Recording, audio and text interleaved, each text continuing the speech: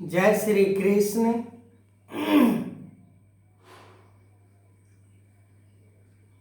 भगवान कृष्ण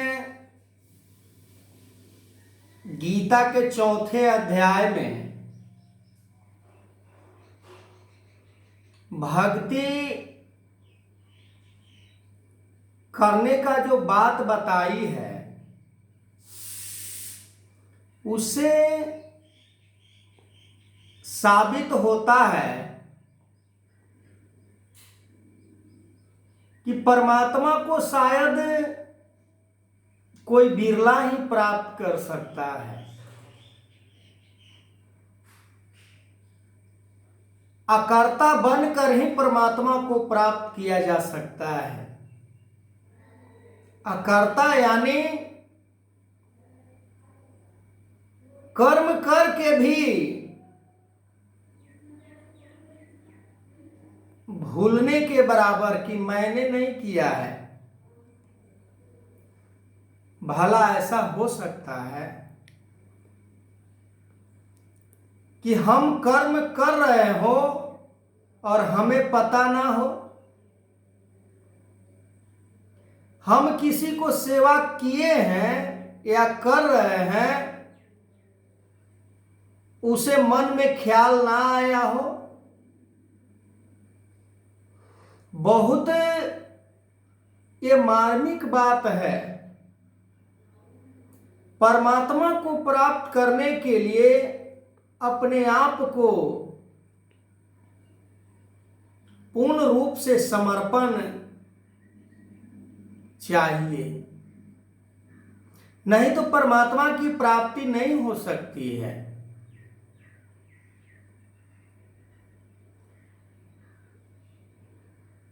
परमात्मा तो हमारे करीब ही है, पर हमारे मन के अंदर इतना गलत गलत चीज भरा पड़ा है जिसके कारण हम परमात्मा को नहीं देख पाते हैं। सब कुछ करने वाले ये परमात्मा है, निराकार परमात्मा। धर्मशास्त्र में भी निराकार परमात्मा ही बताया गया है, पर निराकार परमात्मा को प्राप्त करना इतना आसान नहीं है। ये बहुत सूक्ष्म है। जैसे हमें दूर कोई चीज को देखना है तो साफ साफ हमें दिखाई नहीं देता है। मान लेते हैं कि 1 किलोमीटर दूर है और 1 किलोमीटर पीछे से हम उसको देखना चाह रहे हैं तो साफ साफ दिखाई नहीं देगा। चाहे कोई बैनर हो या कोई होर्डिंग हो या कुछ लिखा हुआ हो, दूर से कैसे दिखाई देगा साफ साफ? उसी प्रकार ये परमात्मा हमारे मन के अंदर जब तक विषैले पदार्थ, विषैले सोच, अवगुण भरे होंगे तब तक ये परमात्मा दिखाई नहीं देता है। नजदीक है फिर भी सभी अवगुणों को बाहर निकाल के हम ये परमात्मा को देख सकते हैं। सतगुरु ने तो हमें इशारे में समझा दिए, इशारे में दिखा दिए, पर इशारा हम इसे नहीं कह सकते हैं कि ये इशारा में हमें सतगुरु ने दिखाया है। स्पष्ट परमात्मा को दिखलाया है सतगुरु ने, पर देखने की नजरिया होनी चाहिए। जो इस परमात्मा को देख लेगा उसके मन में मजाल नहीं है कि स्वार्थ आ जाए,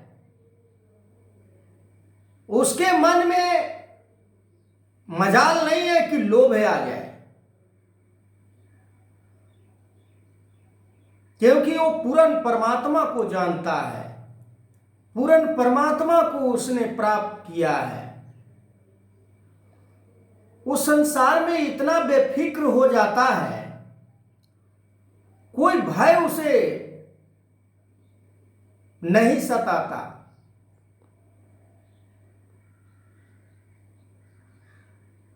जिन्होंने परमात्मा को जाना है उसका हिस्ट्री यदि देखा जाए, क्या क्या उसके साथ हुआ,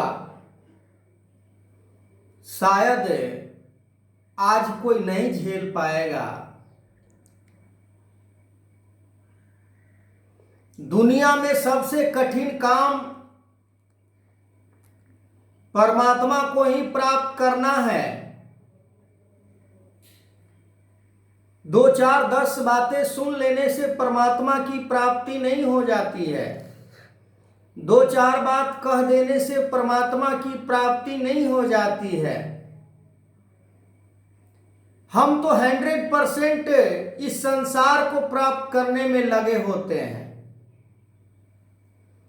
पर परमात्मा की प्राप्ति जो तरीका समझाई जा रही है धर्म शास्त्रों में,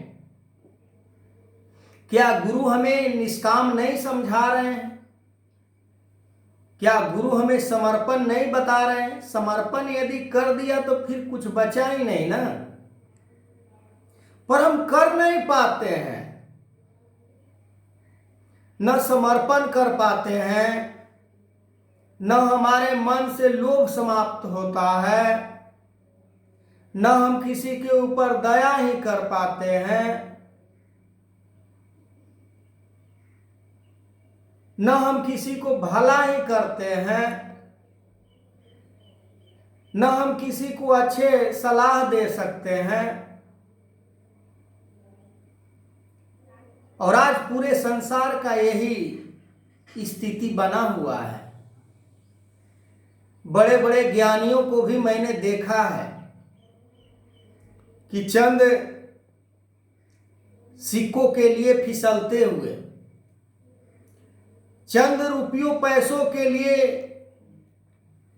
भक्ति मार्ग से फिसलते हुए, क्योंकि उसके जीवन में इस सत परमात्मा की महत्व ही नहीं है। यदि महत्व देता भी है तो कुछ परमात्मा से ठगने का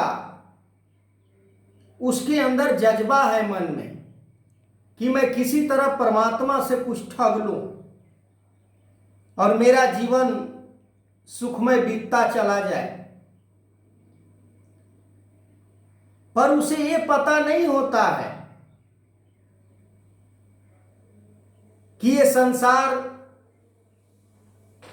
में कुछ भी दिखाई देने वाला चीज सदा रहने वाला नहीं है। सदा तो बस ये परमात्मा ही रहता है, जो कभी न आता है न जाता है, न मरता है न जन्म लेता है।